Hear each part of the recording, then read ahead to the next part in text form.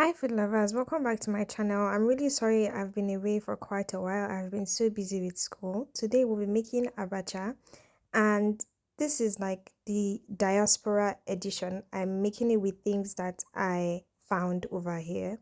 I was able to buy abacha, and then I just put this in a bowl and poured over hot water and let it sit for about 3 minutes. It didn't take long at all because it's a small quantity. Then I sieved out the water and I went ahead to blend together my veggies, which are onions and chili peppers. You don't really need anything fancy for this. It's so simple and yet so tasty. I added some ncha and water and I set that aside. And I got this here as well. An African store, the lady sells it here. And then I poured a little bit of palm oil and the water and potash mixture and allowed this to form like an orange sort of paste. This is just a very small quantity, but I'm trying to show you guys how it is made. And I was just really craving abacha, so I went to get all these things.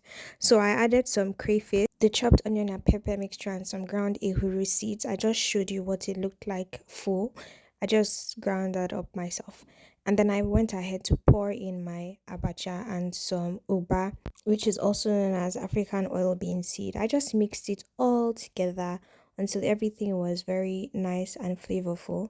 I also forgot to show you guys that I added some seasoning and salt. I'm really sorry about that, but just to taste, you don't want it too much. I served mine with some yummy grilled fish.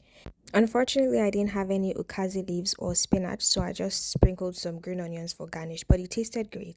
I really hope you'll be trying it. I'll leave everything you need in the caption below. Thanks so much for watching. Bye, guys.